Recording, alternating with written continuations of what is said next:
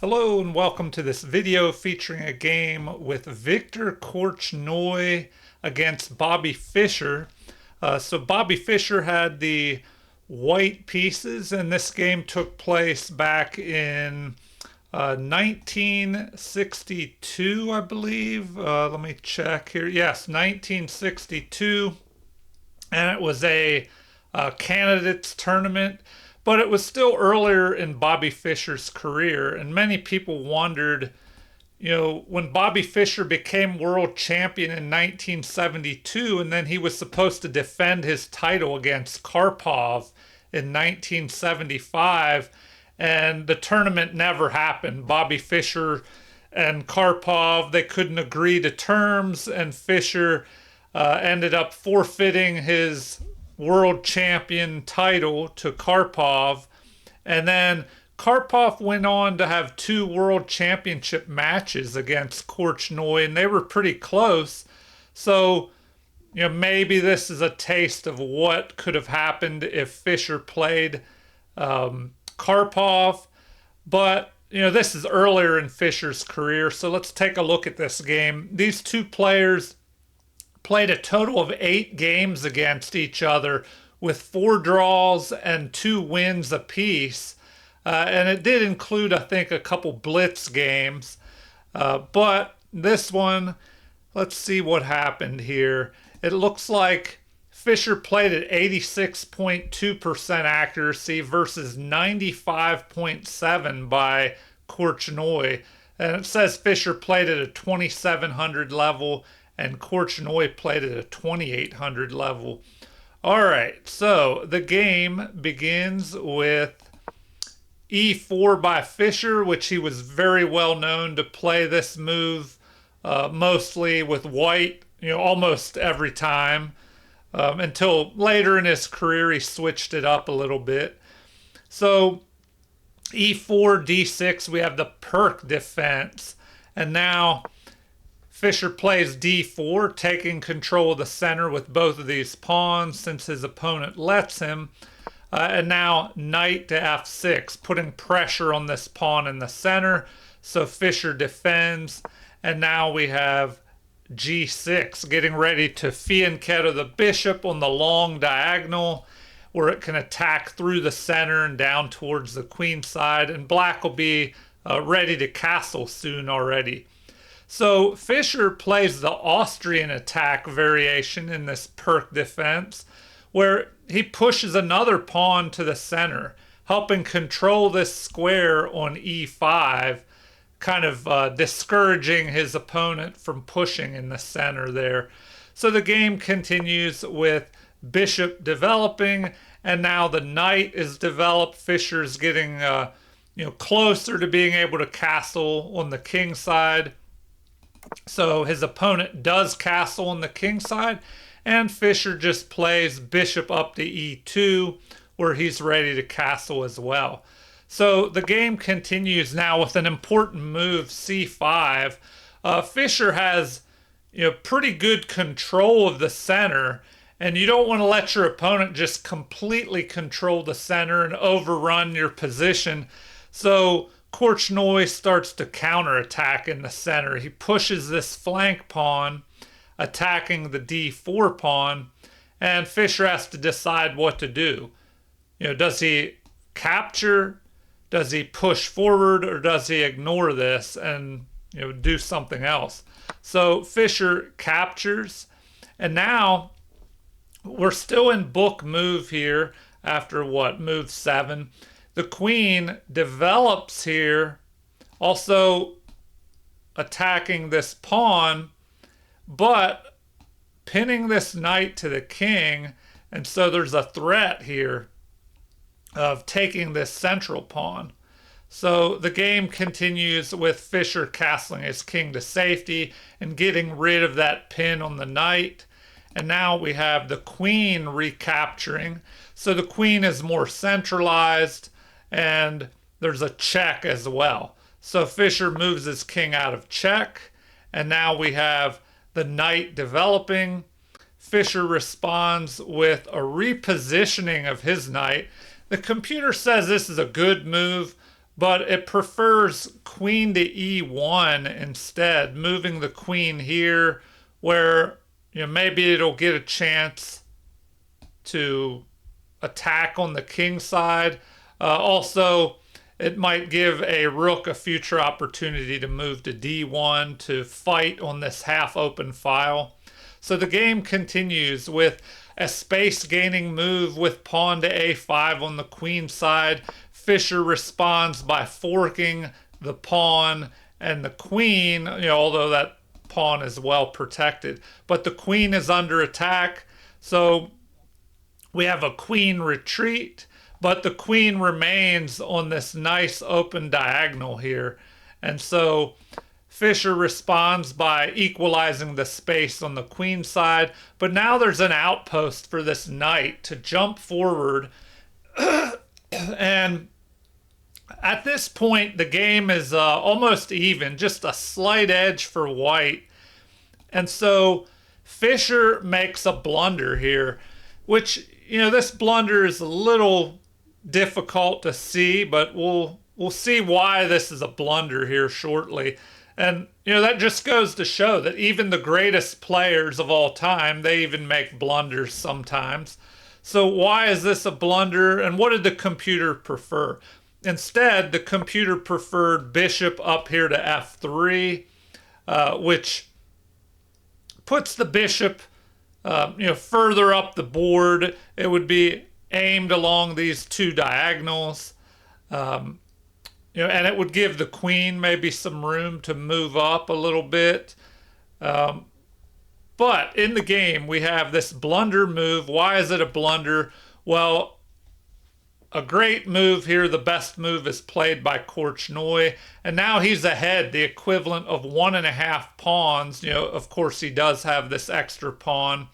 So Fischer captures, and then after the recapture, the best move is actually queen to e2. But Fischer goes ahead and plays the second best move, grabbing material, which is an inaccuracy, because now this allows the knight to capture this pawn, attacking the rook at the same time that the queen is attacking the knight, which is undefended now that that pawn has been captured. So what does Fischer do?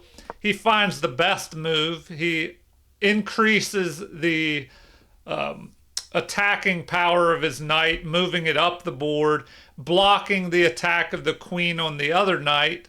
And now we have a capture of the rook, and Korchnoi is ahead 4 pawns worth of material at this point. So Fischer grabs the knight, reducing Korchnoi's advantage to just 1 pawn, but the computer evaluates it at almost a 2-pawn advantage for Korchnoi. So the game continues with the queen moving a little bit towards the center, playing the best move in the position, attacking this unprotected pawn. And so now we have f5 here. Fischer trying to get something going against Korchnoi's king. And Fischer was known to avoid passive positions. He always wanted to try and get an attack in if it was possible. So he ignores this attack on the pawn. But, well, I guess he doesn't completely ignore it, because now that this pawn is pushed forward, his queen is defending. And also with this queen here, it prevents the knight from moving back towards the center. I mean, I guess the knight could move up here to b3, and then maybe have a threat to attack the queen. But of course, that bishop is doing a good job of controlling the long diagonal. So the game continues with the best move by Korchnoi. He threatens to capture this unprotected rook. So Fischer defends the rook, and now we have another pawn being picked off here by Korchnoi. So he's up 2 pawns. He's attacking the undefended knight here and the undefended knight here. So it's not looking so good for Fischer. He counterattacks, but apparently Let's see, the best move according to the computer was actually knight to c3, but you know, that's kind of a tough move. I mean, I guess we could see what would have happened if knight to c3 would be played. Well, then, yeah, it's not looking good. Fischer would just lose this knight. So, in the game, we have knight to c7. Fischer counterattacks against Korchnoi's rook. That is ignored in favor of just attacking, or sorry, capturing the knight here. And now, you would think that you would want to take this rook here, but apparently the best move is to retreat and then threaten to capture here with an attack on the king. But that is defended, and Fischer develops his bishop with a discovered attack on the queen, and Korchnoi just picks off another pawn. So now Fischer is down 6 pawns worth of material, so it's not looking too good. But Fischer plays on, trying to drum up some type of counterplay. And, you know, after an attack on the queen here, a check, Fischer blocks that. And now the queen moves up here to help defend. But, you know, Fischer, he's kind of running out of options here. He tries to open things up a little bit and get an attack going on the king. But, I don't know, it's not looking too good. Korchnoi does a good job of defending. And now these passed pawns on the queen side are a huge danger going into the endgame here. Fischer brings his rook up, you know, trying to look for some type of play here. But now Korchnoi offers an exchange of queens. And the game ends here with Fischer trying to avoid that queen exchange. But now this pawn is just so dangerous here. You know, Korchnoi is pretty much winning. So the game continues with a capture here. You know, not the best move according to the computer, but excellent enough because now Fischer is forced to resign. I mean, how could the game continue? Well, if the queen were captured, well then this pawn starts pushing and there's no way to stop it because it's protected, or the promotion square is protected by the bishop here. So apparently the best move would be knight up to f5, but then you have, you know, the promotion here. And interestingly enough, they're saying it's better to play, what, rook to a8 here. But even if this move were played, Fischer would be forced to capture, the bishop would recapture, and there's no way for Fischer to win here. I mean, the knight could take, but then this other pawn is a danger, this passed pawn here.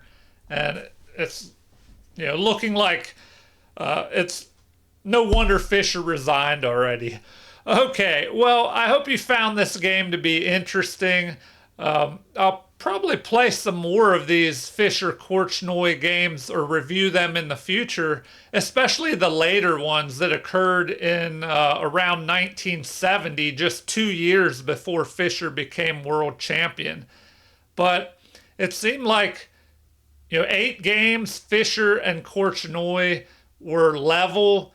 They both had 2 wins apiece and then 4 draws. So, you know, Korchnoi went on to face Karpov, and they were very close matches. But of course, Karpov won, and that was in, let's see, 75, maybe 78 and 81, or somewhere around that time period. But you know, it's a shame that we never got to see Fischer play in a world championship match against Karpov. And anyway, feel free to leave comments. Let me know what you think, or if you have any requests for future videos. Like and subscribe to support the channel if you haven't already. Thank you for watching and have a super chess day.